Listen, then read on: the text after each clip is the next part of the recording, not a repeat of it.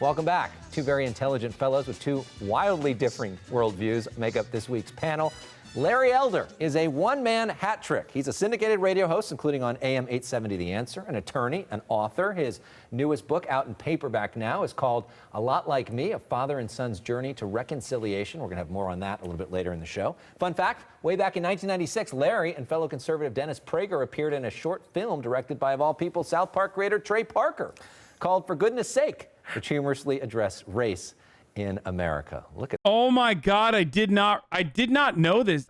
Did I never react to this on stream? Trey Park, oh God, he's such a fucking annoying libertarian, dude. I skipped this part, huh? Those outfits. All right. Look at that tie and that mustache. Yeah, My baby. goodness. Hasan Piker is the I was literally there and I don't remember it. youngest of the Young Turks on the Young Turks Network. Piker's online commentaries have been seen and shared by millions, making him one of the most followed progressives in all. Wait.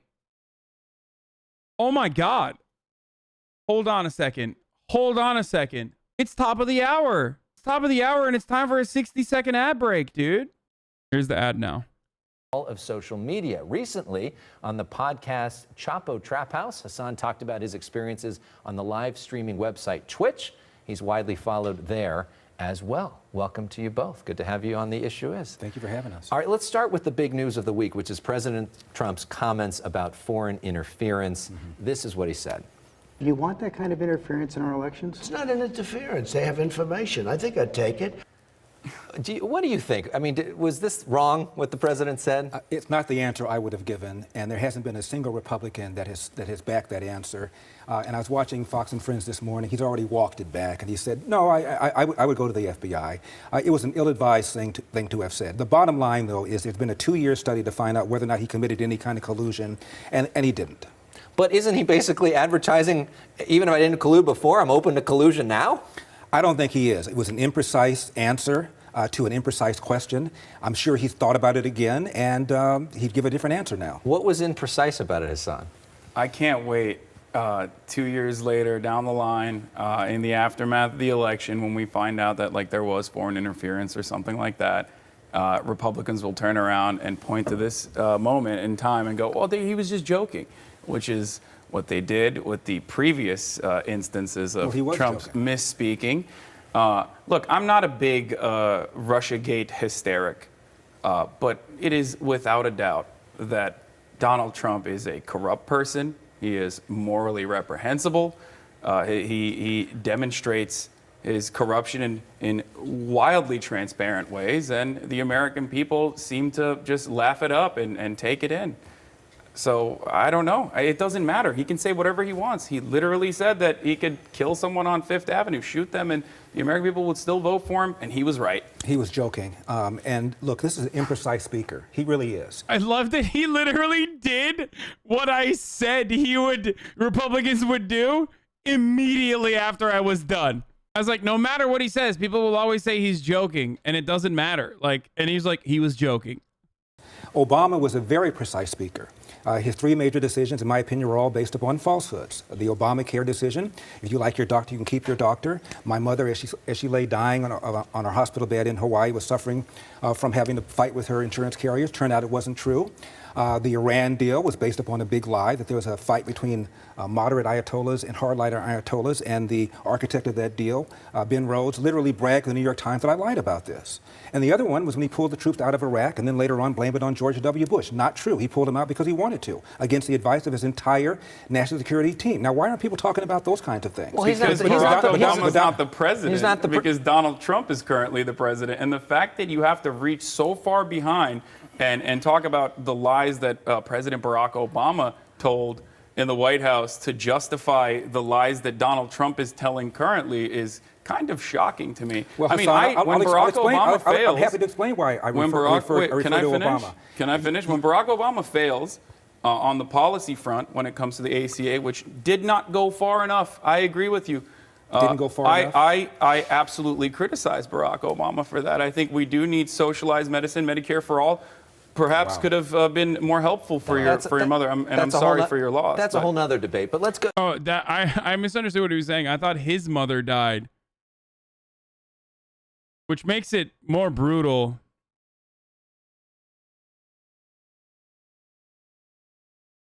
but it wasn't even his mother. It was Barack Obama's mother, I think. That's what he was saying, right? The point that Hasan brought up, he said that the president... The point that Hasan brought up, would your mother have survived if there was Medicare for all? Drag the man's mother? I'm sorry, he fucking brought it in. ...is morally corrupt. Right. How do you respond to that? And then I have to go back to Barack Obama to justify what Donald Trump says. He says it's shocking. What I find shocking is the pass that people like my friend gives people like Obama. The reason I bring up these inconsistencies, the reason I bring up Hillary, for example, in the basement server, she got a pass for that, is to show the double standard, the selective outrage, and the hypocrisy on the part of people that are really angry about Donald Trump that gave Obama a pass for 8 years, fast and furious. He got a pass. He got a pass for the Bergdahl deal. Got a pass. He got a pass on Obamacare. Do you respect Elder? Fuck no. What are you, crazy? I just told him that his mother perhaps would have gotten better medical care if there was socialized medicine when I thought his mother had died. Do you think I fucking respect him? Are you out of your mind? Got a pass for all the misstatements, all the lies he made, but Donald Trump is a big liar. He's evil. It's double standard. It's hypocrisy. Wait, why do you always point to the double standard when I already admitted that when Barack Obama does something wrong, I openly talk about it? Can you just elaborate on your personal opinion in this instance? Sure.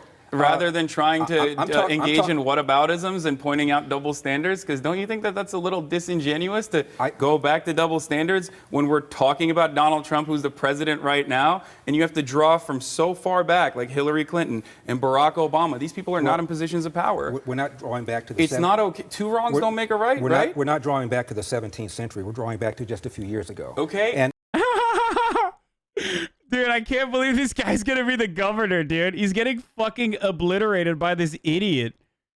Who the fuck would wear pants like this, dude? On television. Can you imagine? You're sitting there and some fucking dickhead is just literally reading you the riot act in perhaps the worst pants that have ever been worn in the history of television. Like, this fucking dumbass is literally in pajama pants, dude. And I'll just give you one example. Fast and Furious. But to his Trump doesn't lie? Let me just finish. Trump is not morally reprehensible? Fast and Furious. Congress wanted Eric Holder to testify. He didn't show up. They found him in criminal contempt of Congress. 17 Democrats even voted in favor of criminal contempt for him, and no one's talking about that. So you're saying the Democrats were holding him accountable then? But when Donald Trump says... It's not morally reprehensible? Fast and Furious. Congress wanted Eric Holder to testify. He didn't show up. They found him in criminal contempt of Congress. 17 Democrats even voted in favor of criminal contempt for him, and no one's talking about that. But you're saying the Democrats were holding him accountable then? But when Donald Trump says that I exert executive privilege, oh my God, he's stonewalling. All the stuff that Obama did, he went after reporters. Well, you just admitted that the Democrats were holding Eric Holder 17 accountable. did. That's all. Okay. What about the rest of them? How many are holding Trump accountable for all of the awful things that he's done? To wrap this up real point. All the awful things he's done. To wrap this up real quickly, though, but he brings up the economy's point, rocking and rolling. If it was wrong when Obama... Oh, man, that's fucked up, dude. Imagine being in that position. Holy shit, dude. Dude, that guy's a fucking, like, that's a lawyer, too. Obama did, is it wrong when Trump does it now? I mean, are they both wrong? I'm talking about the fact that... Why can't you say yes? That's really interesting, because I can say yes. Because Obama did awful things, but so is Trump, and Trump is doing even worse things. Why can't you admit that? Why can't conservatives ever admit when Trump is doing something wrong? There was a 2-year and 2-month investigation, $25 million spent to find collusion, conspiracy, coordination. They didn't find anything. Once again, and he punted on obstruction of justice. And once again, you're talking to a straw man, because I already told you that that's not my personal perspective at all. If you want to have a conversation with a lot of open-minded leftists like myself, we are out there. We're on the internet. We talk about our personal perspective. If you were open-minded, you wouldn't be saying, "Oh, I don't want to hear about whataboutism. I don't want to hear about what Obama did. I don't want to hear about what Hillary did." Wait, why would I not want to hear about whataboutism? That's like the definition. Definitionally, whataboutism is a misdirection from the main argument that we're trying to have.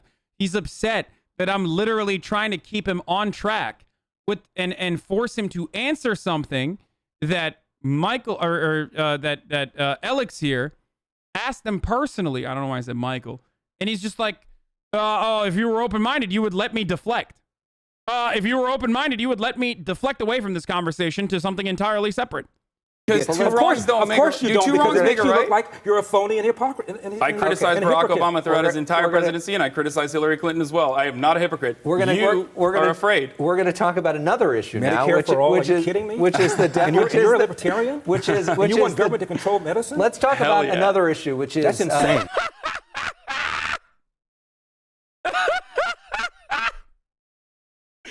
Oh, I gotta do these more, man. Oh no. I said hell yeah.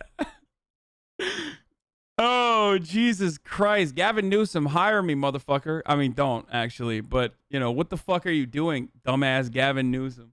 He's out there looking sexy, sweeping sidewalks. You know what I mean? He thinks like that's gonna get him to stop the fucking recall. which is the issue of the Democratic primary now. This week we found out who are the 20 candidates that are going to be making it up onto the debate stage. This is a list of all 20 of them. By the Do you guys remember when I said something in this debate that was that really upset people? You'll see in a second. way, all of them that have come on the issue are on the debate stage. So just candidates, good idea to come on the show. Sadly, for the candidates that are goose eggs, Steve Bullock, Mike Gravel, Wayne Nessum, and Seth Moulton, none of them met the criteria.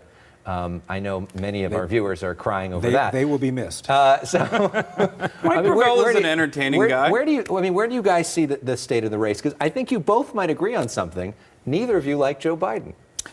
Well, I'm not a fan of any of them. Yeah.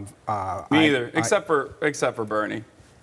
Maybe Do you like Elizabeth Warren? Maybe I'll vote for Elizabeth Warren, but it's definitely the second best. So if Joe option. Biden got the nomination and is running against President Trump, you would not vote for him? This is before all the controversy, by the way. So like, this is before that shit popped off with Elizabeth Warren, like when she was an advocate for Medicare for all and all that sort of stuff. So, you know, I had no way of knowing that she was going to come across like, if she was going to come out and like tank any sort of like viable leftist coalition or leftist momentum. So months before Super Tuesday, months before the sexism stuff, like, I don't know. I've honestly no big donors at that point. You know what I mean? So considered moving up into the mountains and living an anarcho-primitivist lifestyle if Joe Biden becomes the Democratic nominee. I think. Wait, we gotta run it back. Got the nomination and is running against President Trump. You would not vote for him? I don't know. I've honestly considered moving up into the mountains and living an anarcho-primitivist lifestyle if Joe Biden becomes the Democratic nominee. I think Trump has a chance of defeating Joe Biden. But worse than that, even if Joe Biden wins, I think we go back to business as usual politics here in America. And next time around, it's not going to be Donald Trump. It's actually going to be an ideologically minded fascist, not a proto-fascist who kind of succeeded somehow and fooled Americans for long enough to get into a position of power, but an actual terrifying leader. Oh my goodness. So once again, I'm obviously joking. Like I've thought about living a Ted Kaczynski lifestyle.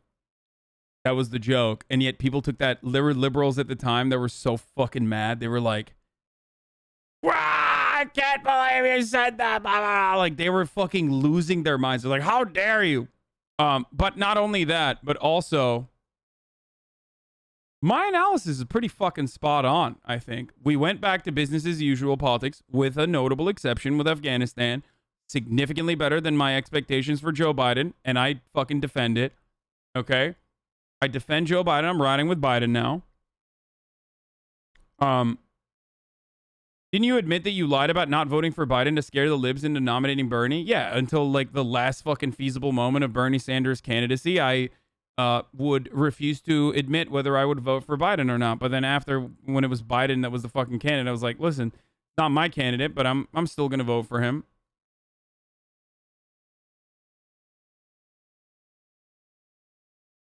The Industrial Revolution and its consequences have been a disaster for society. Yeah. There was just a poll in Gallup, and they looked at Donald Trump ideologically. 17% believed that he was too conservative. 18% thought George W. Bush was too conservative. 38% think that Donald Trump's views are just right. 36% thought George W.'s views were just right. 39% thought both of them were too conservative.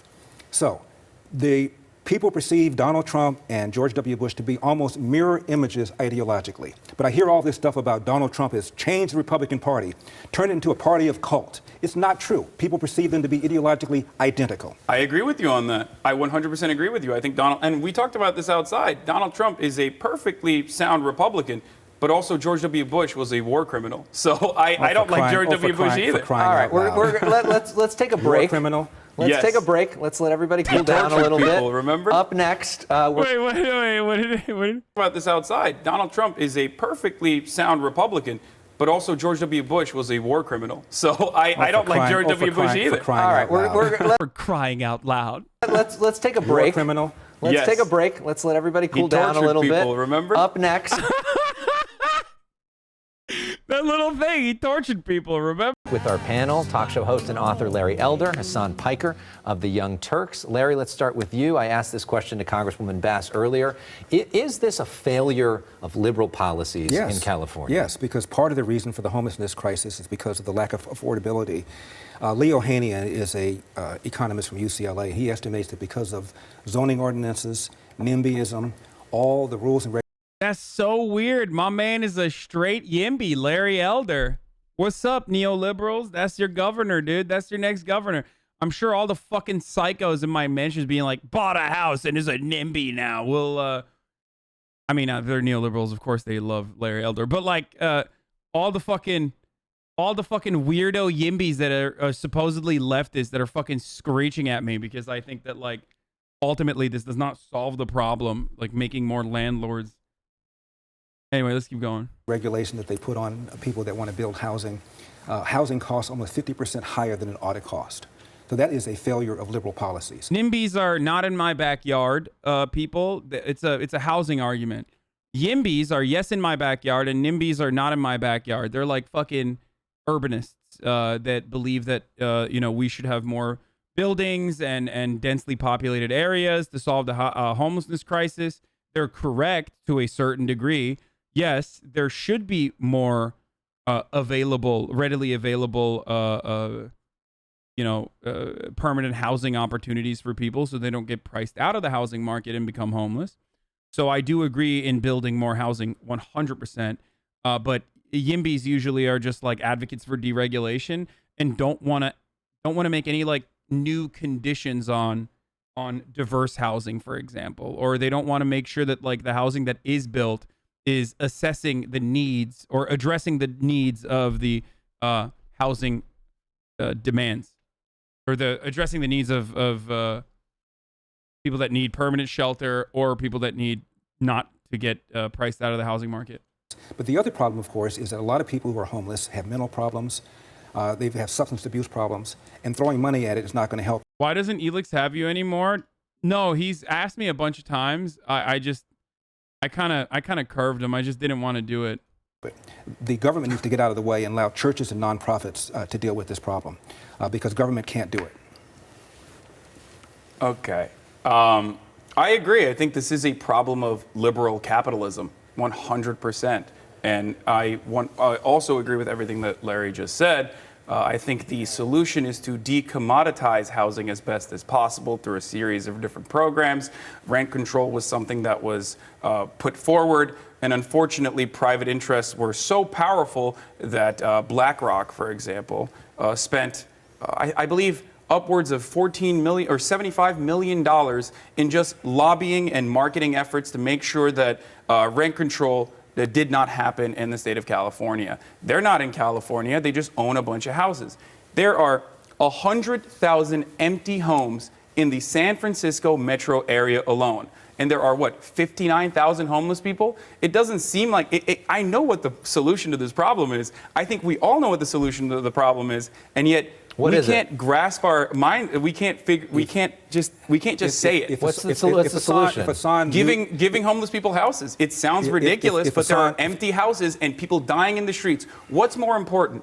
Making sure that the property values are as high as possible, or making sure that our fellow Americans, young children who are going to college right now, trying to better themselves and trying to build a better future for America, living in their cars, living on the streets. What's more important? Rent control and policies like that create a disincentive on the part of contractors to build housing. So if you really Wait, isn't this the guy that bought the $3 million house? Fuck yeah, baby. And I still have those exact same points of view. That's so strange. It's almost like what I did does not even remotely conflict with my values, and that you were just bitter because I bought a house that was not to your liking, and that you have to fucking literally live in permanent rent. Sorry. It's okay, though. At least your mom enjoys my pool when I fuck her in it, okay? That's right. I'm your dad now, and you're fucking grounded. Hold this L, bitch. No, that's precisely what I mean. If you really understood the problem, you'd be opposing rent control, not advocating. I don't think rent control is a perfect solution. I think rent control is a Band-Aid, but it's a solution in the right direction. No, it's not. Because what did I say? I said decommoditizing housing is the main goal. Building public housing, building affordable housing in the short term with rent control, making it as unaffordable as possible on the landlords to own private properties so that housing, which I would regard as an inelastic, I would regard as having inelastic demand, which is a necessity for people to survive, shelter, right? Very important. Should be dealt with appropriately. But I also feel the same way about healthcare as well. So you want government to displace private contractors? Oh, absolutely. Wow. Absolutely. My man said, wow.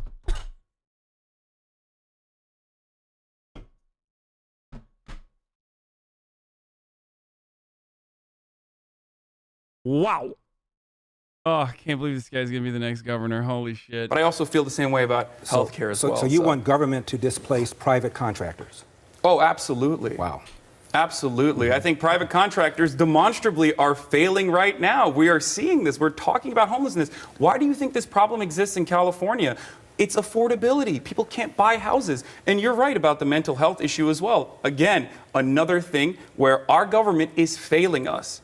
Larry, your defense for private contractors. Well, if Hasan believes the problem with homelessness is because we don't have more rent control, I don't know what planet he's living on. New York has had rent control for a very long period of time. It destroyed their housing stock that they had before the Second World War. It's not just rent control, Larry. Don't focus on that. And the idea that I, as a contractor, should be barred from charging fair market value for my rent will create a disincentive for me to build more housing.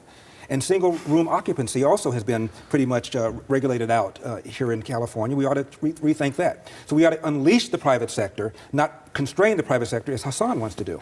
Here's what happens when you unleash the private sector. Sorry to cut you off. Airbnb, which is absolutely destroying the housing market as well. Because, hey, they're incentivized. That's what happens when you try to fix something with the profit motive. You have a bunch of homeless people, and then Larry sits here and says, why don't we just let the nonprofits take care of it? Well, the nonprofits are not going to take care of it.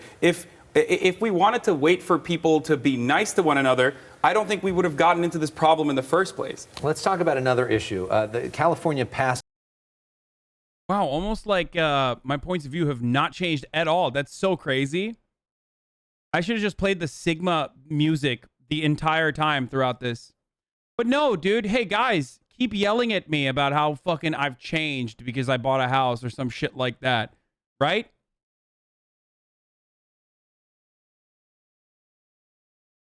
Man, that's crazy. I can't believe he's going to be governor. Did they give you a wheelbarrow to roll your massive nuts out of there? A budget this week, over $200 billion. Perhaps the most controversial aspect of it was this health care for undocumented people under 26. They'll have access to Medicaid. You mean illegal aliens? Or depending on your perspective on what word you choose to use. Wait, let me ask you. So, you said illegal aliens. Do you not think that they're human? They're human beings, right?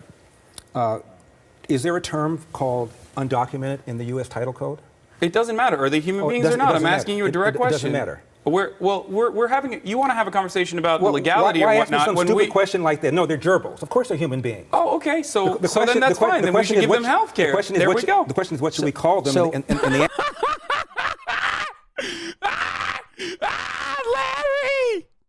Oh, Larry!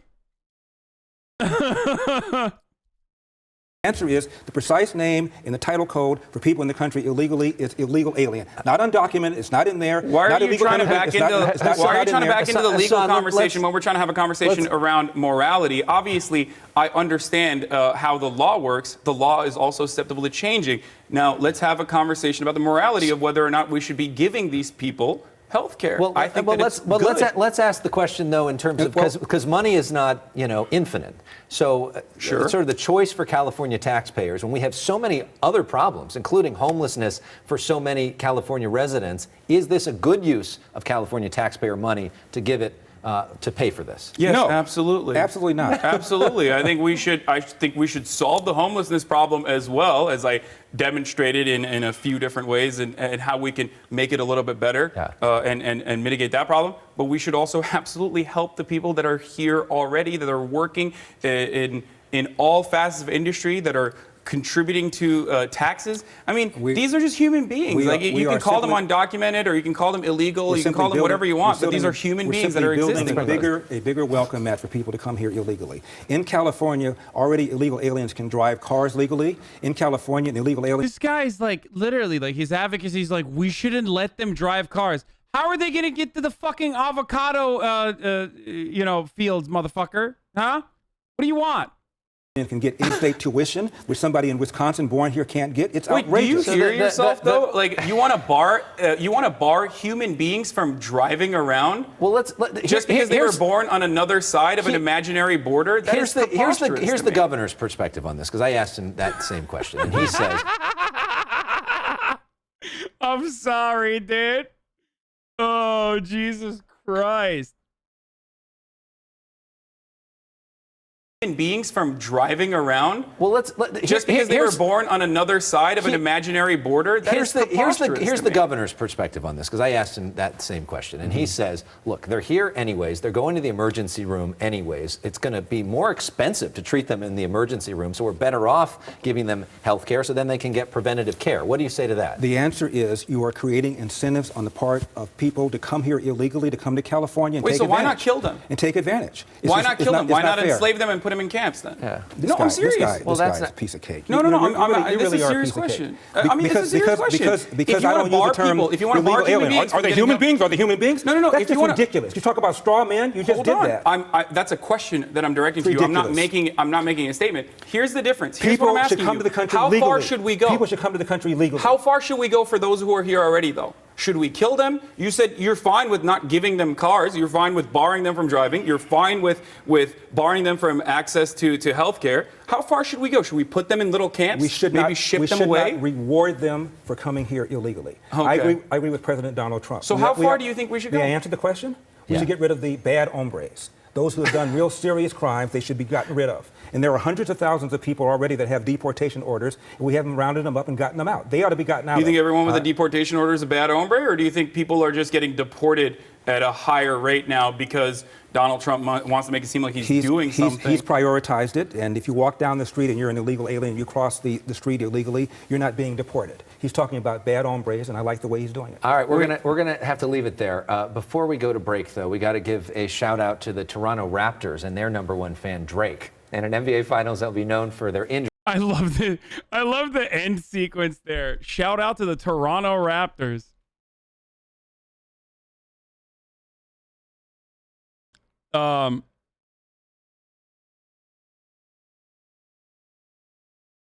Dude, that was oof. I wouldn't be mad about watching another one of these roast sessions. I mean, I've done this with like I've done this with Ann Coulter. I did it with like Michael Knowles. So when motherfuckers say I don't actually debate at all or whatever, they're wrong, okay? They're just wrong. That's not true. I do debate, just not your fucking favorite dumbass on the internet. Sorry. Like, I'm gonna be honest with you. I'm gonna keep it real, okay? One, debates are just for funsies, okay? You have the capability of changing people sometimes, but ultimately you're not like arriving at a profound truth through the Socratic method in the way that like debate lords try to explain it. Two, your fucking favorite debate daddy is irrelevant, okay?